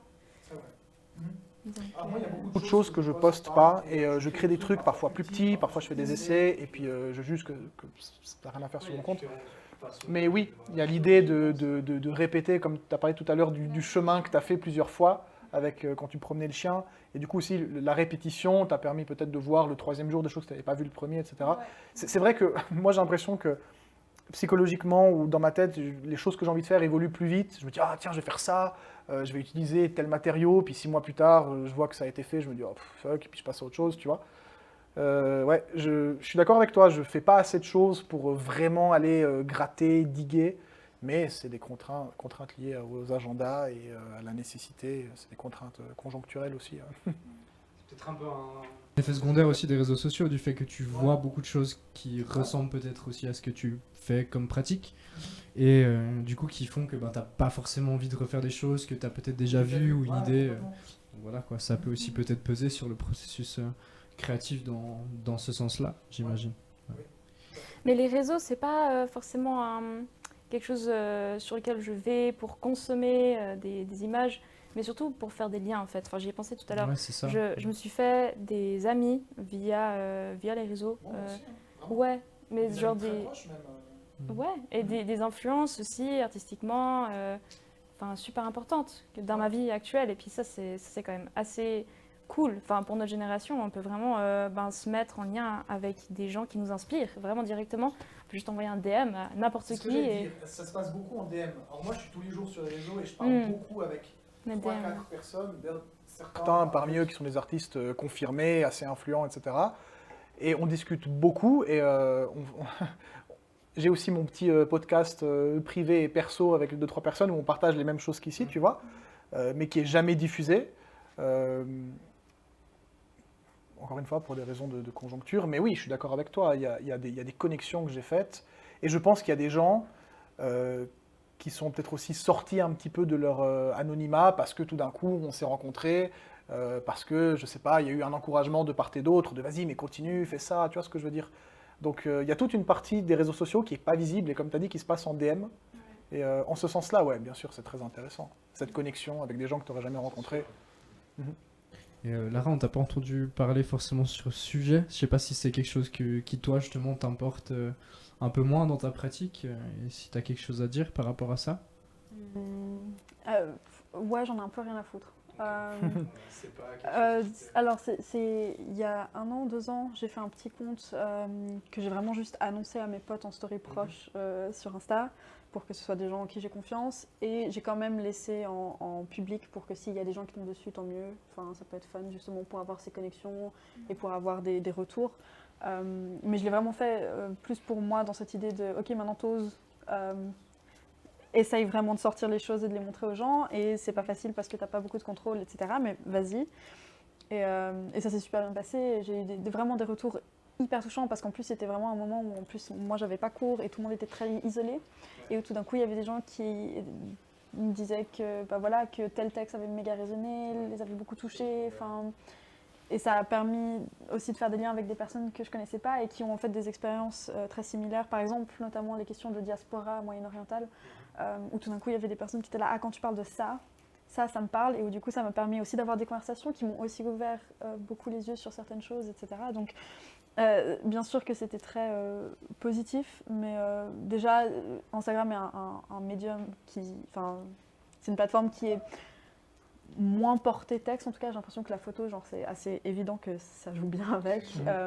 Bon, ça a beaucoup changé, mais oui. Bien sûr que ça a beaucoup changé maintenant, mais disons que moi j'ai un texte, et après je dois encore en faire genre mettre ça genre pour que ça tienne sur un carré, carré et tout, et c'est hyper... graphisme, il y a un peu un travail à faire en plus pour la publier. Qui me fait hyper chier. Et du coup, si j'ai l'envie ou comme ça, c'est bien. Et puis aussi, l'idée, c'était de voir est-ce que j'écris plus s'il y a des gens à qui le montrer. Et je pense que c'était assez motivant. Mais vu que je l'ai toujours fait pour moi, bah... Ça change pas foncièrement Non, et puis honnêtement, ça me terrifie un peu. Genre, de nouveau, c'est toujours cette idée de je veux pas qu'il y ait de considération de nombre, de productivisme autour de ce que je fais. Et du coup, voilà, quand je parlais à des gens qui sont en école d'art et qui m'ont dit des trucs de type Insta, c'est un peu mon LinkedIn en fait. Bah moi, ça me grasse rien d'y penser en fait. L'idée que c'est atroce. non, parce que mon LinkedIn, c'est mon LinkedIn. Insta, c'est pour moi. De nouveau, en fait, c'est vraiment genre je suis là, genre c'est bien segmenté, mes potes, c'est mes potes en fait. Il n'y a pas d'histoire de peut-être qu'il peut me servir à quelque chose ou comme ça. Et je dis pas que les gens qui sont en école d'art sont des personnes qui sont calculatrices et qui n'ont pas de réelle connexion, mais ça brouille beaucoup les frontières. Mais toi, t'as quel âge déjà, j'ose te demander? 22. Parce que je pense qu'il y a une question de génération. Le truc, quand tu dis Insta, c'est mes potes, tu vois, moi, c'est exactement l'inverse. Peut-être que, bon, alors, je suis un peu plus âgé, je suis pas vieux, je crois, j'ai 30 ans, je vais avoir 31 ans cette année, c'est ultra vieux. Mais pour moi, Internet, c'est justement pour connecter avec les gens que tu connais pas. Tu prends, bon, j'ai pas traîné sur 4chan, mais j'ai traîné sur d'autres forums, et puis l'idée, c'est de pouvoir, je vais pas dire être toi-même, parce qu'il y a toujours voilà, des côtés de toi qui sont exacerbés. Mais moi, ce que je voulais surtout pas en créant ce compte Instagram, c'est que des gens qui me connaissent tombent dessus. Oui, maintenant, j'ose, maintenant j'assume parce que voilà, la thérapie, machin, parce que j'ai accepté d'être qui j'étais, mais au départ, je me cachais. Non, mais c'est vrai. Là, je fais le malin et tout, mais en vrai, j'ai donné le change pendant 6 ans, tu vois. Et quand tu dis, ouais, Insta, c'est mes potes, tu vois, je pense qu'il y a un paramètre générationnel là-dedans, parce que pour beaucoup de gens, c'est comme ça aujourd'hui. Genre, ouais, mais Insta, moi, je le mets en privé, c'est que mes potes qui me suivent et tout. Et moi, j'oserais... Enfin, la façon dont je me présente sur Instagram, dont je me suis présenté avant, jamais j'oserais me présenter comme ça devant mes potes. Peut-être que j'avais des potes un peu toxiques aussi, mais toutes les poses où je suis en mode, ouais, biceps, machin et tout, ça va quand les gens ne te connaissent pas, quand tu les croises pas dans la rue, tu vois. J'aurais trop de peine si je devais croiser tous les jours... en classe ou mes collègues, tu vois ce que je veux dire. D'ailleurs, c'est pas ma hantise, mais je me dis toujours un peu, ouais, ok, ils vont peut-être tomber dessus, ils vont pas comprendre, tu vois. Bon, après, quand je disais des potes, je dis juste que genre c'est pas professionnel. Ouais. Enfin, ça peut être des gens que je connais pas, mais avec qui il n'y a pas de lien professionnel. Il n'y a aucun lien professionnel. Mais t'as pas de pudeur par rapport à ta famille, par exemple? Ah si. Ok. Si. À ma famille, il y a interdiction de me suivre. Ouais, on est bien d'accord. Mais c'est pas parce que... mais c'est ça qui est intéressant, c'est ce côté pudique, c'est justement le fait que c'est pas que je fais des trucs particulièrement osés, c'est un Insta perso comme d'autres Insta. C'est le fait que ce soit intime. Bah c'est juste... j'ai pas envie... J'ai envie que ça reste effectivement cet espace assez libre. Ouais. Là où j'ai jamais eu de problème assez... comment dire affirmer toutes sortes de choses par rapport à moi, etc. J'ai l'impression que si tout d'un coup il y a mes petits frères ou des choses comme ça, j'ai l'impression que tout d'un coup ce serait aussi une pensée en mode ok, mais est-ce qu'ils vont comprendre ce que je suis en train de faire, etc. Ouais. Aussi. Les questions aussi politiques, je parle beaucoup de politique sur Insta. Si on voit les choses différemment, si on sait que vraiment Personne avec Voilà. qui on est en famille, avec qui on est super proche et avec qui on partage pas forcément ce genre de choses, parce que c'est des choses qui sont un peu hors de la sphère familiale ou super proche aussi comme ça. Enfin, c'est pas Nécessairement que je veux pas partager. C'est ça, c'est plutôt ça. C'est que genre, si par exemple je Pas de la poste un même truc sur manière. Insta, par exemple politique, si les gens comprennent pas, ils m'envoient un DM ou bien pas. Je m'en fiche. Enfin, si tu comprends pas, tu comprends pas. C'est la vie. Enfin, ou bien on n'est pas d'accord. Enfin voilà. Si c'est mes petits frères, j'aimerais pouvoir genre leur expliquer, qu'on ait des vraies discussions autour de ces sujets et tout. Donc c'est plus une question de médium, moins qu'une question de contenu. Je pense que je peux partager toutes sortes de choses avec toutes sortes de personnes. C'est juste comment je le fais qui varie drastiquement. Ce qu'il y a aussi, c'est que dans la pratique que tu as toi, comme je comprends la différence qu'il y a, c'est que toi, ton objectif, c'est d'être le plus explicite possible. De choisir les bons mots, de dire vraiment les choses telles que tu les penses et de les exposer. Dans mon cas, peut-être c'est la même chose pour toi, Finn, moi j'essaye d'être le plus implicite possible. De ne rien dire, mais de montrer. Je dis pas assez, les gens ils comprennent pas. J'ai mis des indices partout, les gens ne les ont jamais vus, donc il faudrait que je sois un peu plus explicite peut-être des fois. Mais je pense que moi j'essaye de dire sans dire, tu vois, de montrer et pas de dire. Du coup, il y a cette pudeur et le fait que non, mais c'est mon truc. Et si c'est des gens, je sais pas, aux États-Unis qui voient, c'est bon, mais au moins on mange pas tous les soirs à table ensemble. Si je sais pas si tu habites chez tes parents par exemple. C'est ça. Mais parce que moi j'ai ce côté implicite en fait, tu vois. Toi peut-être que tu as ce truc Je explicite. pense que c'est une question de médium beaucoup. C'est difficile d'écrire sans rien dire du tout. Non, alors tu peux trouver des allégories. Alors, moi, on n'a pas parlé d'un truc, c'est qu'en dessous de mes photos, il y a un texte qui accompagne à chaque fois. Et qui explique la photo, mais qui explique avec des moyens détournés, des mots que j'invente et tout, c'est hyper implicite. Donc oui, tu peux dire beaucoup de choses avec que les mauvais mots. Même tu peux dire beaucoup de choses rien qu'avec le silence, vu qu'on en parlait tout à l'heure, tu vois. Je pense juste que dans ce cas, c'est effectivement une autre pratique et que quand même le fait d'écrire, c'est plus difficile de montrer en écrivant que de montrer avec des photos. Je pense qu'il y a quand même, c'est quand même autre chose. Ouais. La démarche est quand même autre. Mais ouais, du coup, tout ça pour revenir aux réseaux sociaux. Ouais, c'est ça. Voilà, oui. Mais, On va s'arrêter un petit peu sur ce sujet et puis je voulais juste, avant qu'on se quitte, vous poser une dernière question pour revenir un petit peu aussi à ce que vous avez donné aussi comme contribution, un petit peu pour revenir à état des choses. Et je voulais vous demander en fait en quoi votre pratique, votre créativité a évolué depuis le début, depuis votre première participation. Le premier est quand même sorti il y a bientôt 2 ans. Et puis, c'est intéressant de voir aussi justement l'évolution de chaque personne qui participe au processus et à plusieurs éditions, encore plus. Finn, tu n'avais pas participé à la première, je crois, mais tu as fait les photos de chaque magazine. Donc, il y a aussi ta pratique qui était vraiment liée à ce magazine-là dès le début aussi, quoi. Et je voulais vous poser cette dernière question rapidement, si vous voulez juste nous en parler un petit peu, s'il y a vraiment des choses qui ont évolué, vous avez senti ou pas, et vous avez juste donné ce qui venait plutôt momentanément par rapport au thème aussi, ou bien s'il y a quelque chose de spécifique. Moi, je pense juste au fait que... Enfin, je sais pas si vous avez... Non, vas-y. Ok. En fait, la photo que j'ai faite pour le confort, c'était la première fois que je créais quelque chose pour quelqu'un d'autre. Enfin, oui, alors j'ai déjà été mandatée pour des trucs, mais c'était pas des mandats artistiques. Et là, c'était la première fois que je fasse quelque chose pour quelqu'un d'autre, à part moi, directement. Et ça m'a poussée hors de ce que je pensais. En fait, je me suis... Enfin, à ce moment-là, je travaillais, mais j'ai travaillé des jours sur le montage final. Et juste, enfin, tout ça, c'était... Ouais, ça m'a poussée vers quelque chose que je savais pas dont j'étais capable à ce moment-là, forcément. Et j'en suis vraiment fière. Et après, enfin, genre, cette image-là, ça a un peu réussi à concrétiser un style que j'avais déjà, mais que je ne voyais pas forcément. Mais maintenant, quand les gens ils voient cette photo, ils sont là, genre, ah ouais, t'as clairement un style. Et ils voient les photos que j'ai fait après, ils sont là, ah, t'as un style. Ouais. C'est vraiment une photo géniale, hein, on peut le dire. Et d'ailleurs, il y a aussi sur tes réseaux sociaux, il y a le processus que tu as fait pour le montage aussi, c'est très intéressant à regarder. Tout le temps que tu as mis là-dedans aussi, quoi. Le début, d'où ça vient, jusqu'au résultat qu'on a là sur papier, c'est très intéressant. Ce qui est fou, c'est qu'on reconnaît le matériel. Moi, j'ai beaucoup aimé cette photo, peut-être parce qu'elle me renvoie aussi un peu à ma méthode. Mais quand on voit le matériel que tu as utilisé, je dis pas que tu pars de rien, mais tu as fait ça presque avec 3 fois rien, tu vois ce que je veux dire?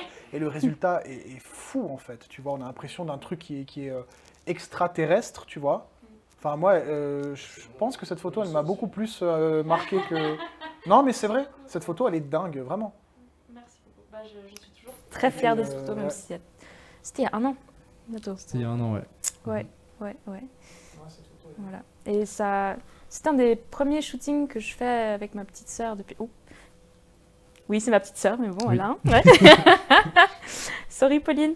Mais ouais, c'était un des premiers shootings que je fasse avec elle. Et je me suis aussi dit à ce moment-là, il faut que je continue à l'utiliser comme modèle. Ouais. C'est cool quoi aussi de Ouais. faire ça en famille peut-être. Ouais. Ça apporte autre chose. Ouais, voilà. Lara, une anecdote. Non, bah moi c'est juste, enfin ça a été très très important, enfin de toute manière. Alors je pense pas que mon style a particulièrement évolué ou quoi que ce soit. J'ai eu l'opportunité, vu que j'ai fait les trois, de faire différentes choses, de faire plutôt des textes de type poème et artistique, ou plutôt des textes qui présentent une idée politique.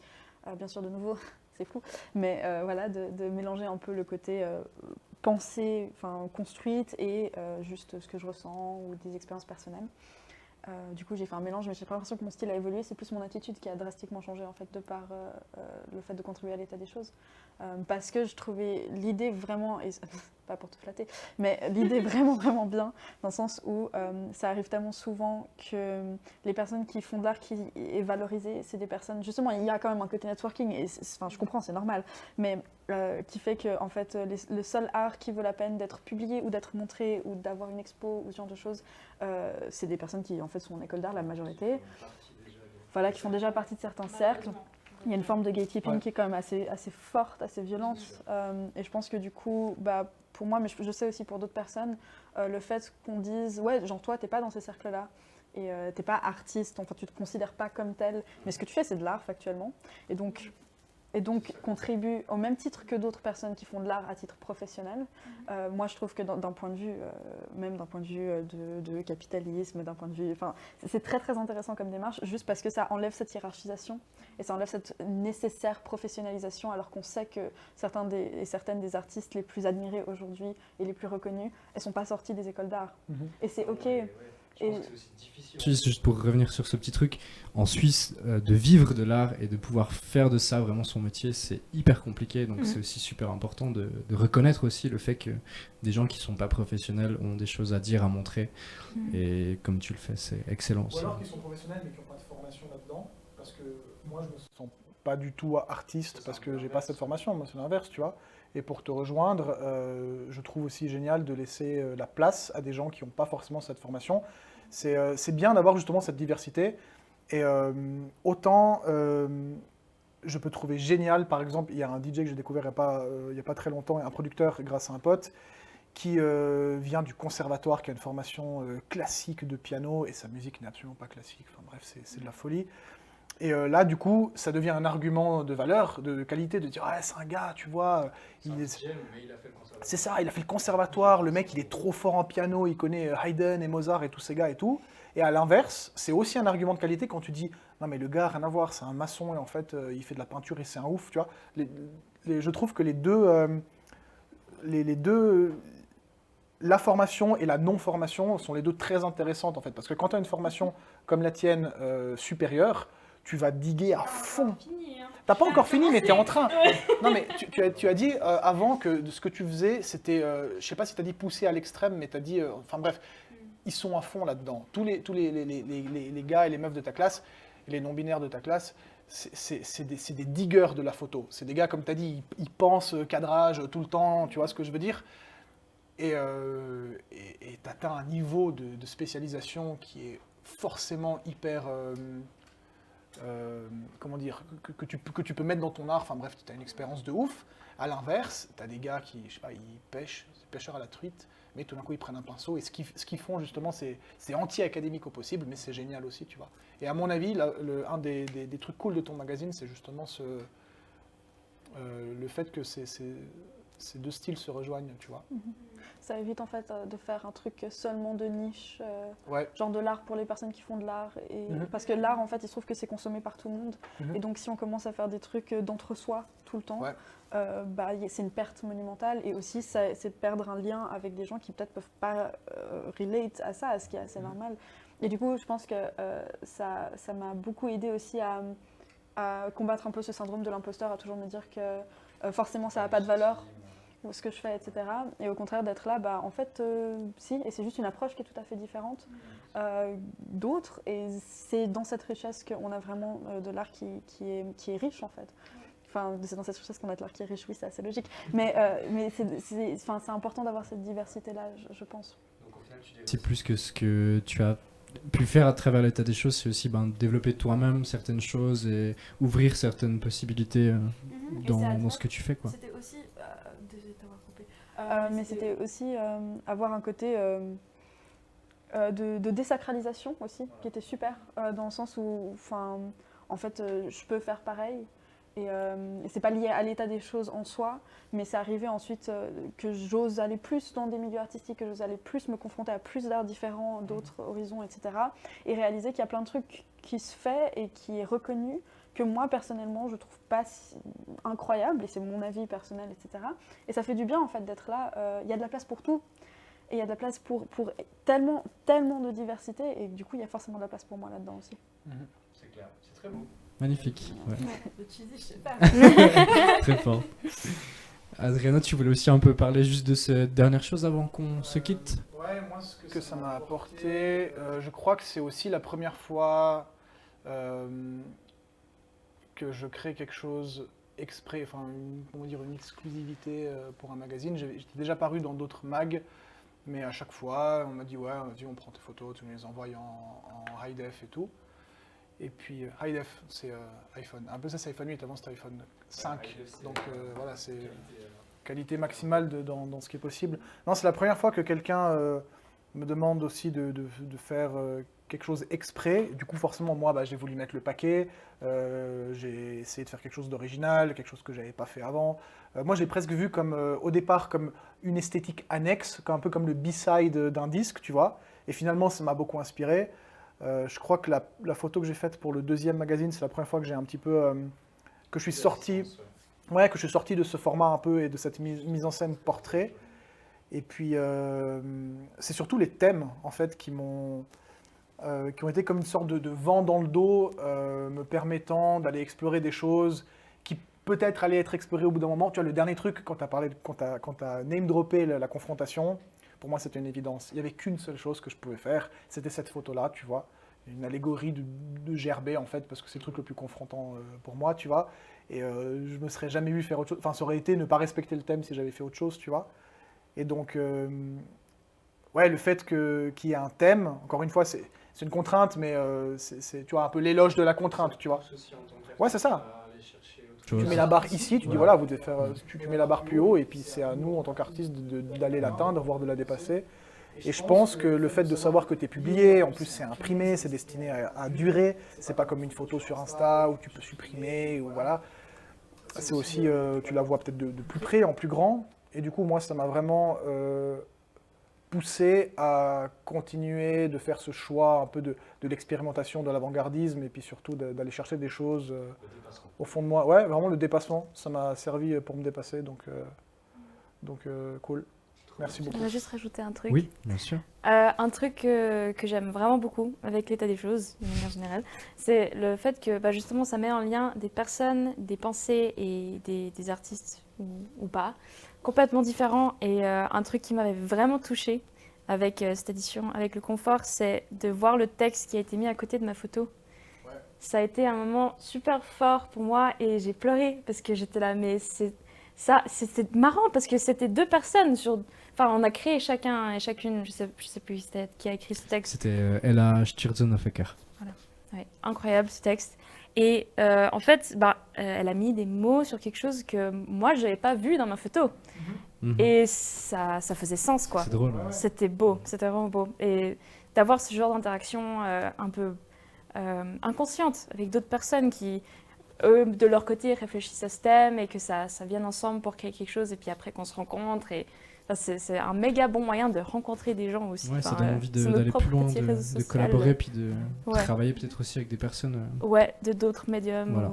Voilà, tout simplement. C'est très vrai ce que tu dis parce que je me suis fait la réflexion aussi, peut-être ça m'a peut-être moins frappé que toi. Et c'est vrai qu'en lisant le texte que j'avais à côté de ma photo, je me suis dit putain, mais ça va trop bien ensemble. C'est parfait, tu vois. Et ouais, en ce sens, c'est aussi une très bonne idée, quoi. Ouais, ça vient accompagner, ça vient, je sais pas, ouais, ça vient agrémenter, ça met une petite couche de vernis sur quelque chose. Ouais, j'ai trouvé aussi que parfois la juxtaposition de deux œuvres, ou alors même la succession dans les pages, était très intéressante. Ben, je vous remercie. C'est aussi l'occasion pour moi de vous remercier pour toutes vos contributions aussi, d'avoir participé depuis le début du magazine aussi à ça. C'est vous au final qui faites vraiment ce qu'est ce magazine. Sans le contenu, il y aurait qu'une idée vide, quoi. Donc c'est très important. Et puis ben, je vous remercie aussi beaucoup d'avoir pris le temps de discuter avec nous ce soir. Est-ce que vous avez quelque chose d'autre à ajouter avant qu'on finisse? Un dernier mot? Un goodbye, un conseil à des personnes qui aimeraient se lancer dans l'art ou dire salut à votre maman. Fonce, quoi. Fonce. Mhm. Ouais, et puis ouvre les yeux et... Ouvre les yeux. Ouvre les yeux et fais pas ce qu'il faut, fais ce que tu dois. Voilà. Fais pas ce qu'il faut, fais ce que tu dois. D'accord. À méditer. Après, j'ai pas de conseil à donner, mais si Non. je donne un conseil à On verra. quelqu'un qui dit ouais, je sais pas, j'hésite. Prends le temps qu'il faut en fait. Ouais, et puis les Ouais, questions de ça aussi. légitimité aussi, il faut arrêter. On est légitime, on peut faire des choses. C'est ça, exactement. Il y a Instagram, t'as juste à créer un compte et à poster tes trucs. Peut-être c'est nul, on sait pas, mais ce truc de la légitimité, tu vois, t'as pas besoin d'avoir des contacts, t'as pas besoin de connaître le conservateur du Guggenheim pour publier quelque chose. Il y a probablement une moins grande visibilité, mais C'est pas grave. si t'as besoin de faire sortir quelque chose de toi et de ta chambre ou de ta cuisine, et de le partager même avec 3-4 personnes, c'est déjà pas mal. C'est ouf. Si t'as 4 followers, c'est bien déjà. Il y a 4 personnes qui Faut trouvent cool, juste y tu vois. aller. Faut juste y aller. Voilà. Trop bien. Ben, magnifique petit mot d'encouragement pour la fin. Merci encore pour votre présence ce soir. Merci beaucoup. N'hésitez pas aussi volontiers à aller regarder ce que ces magnifiques personnes font, ou bien à lire nos magazines et à voir aussi à travers l'évolution aussi ce que ces personnes ont pu apporter. On se retrouvera le mois prochain pour la prochaine édition. C'était un peu le pilote ce soir, donc il y a eu quelques petits problèmes techniques, quelques réglages qu'on essaiera de peaufiner pour la prochaine fois. Je tiens encore aussi à remercier Ablet Records qui nous accueille. N'hésitez pas aussi à passer par là pour boire quelques petites boissons sympas, venir découvrir de la musique aussi qui pourra vous inspirer pour créer. Je tiens aussi à remercier particulièrement l'équipe de Nova, Tim, Laure et Adrien pour votre présence ce soir et puis pour votre aide sur ce nouveau format EDC Talk. N'hésitez pas non plus à nous dire si ça vous a plu, ce que vous en avez pensé, s'il y a des choses que vous aimeriez qu'on parle, des choses à améliorer, à changer. Et on prendra tout ça en compte pour la prochaine. On se retrouve dans environ un mois, quelque chose comme ça. Merci beaucoup et à très vite. Merci. On est censé applaudir? Je sais pas, on peut Ouais.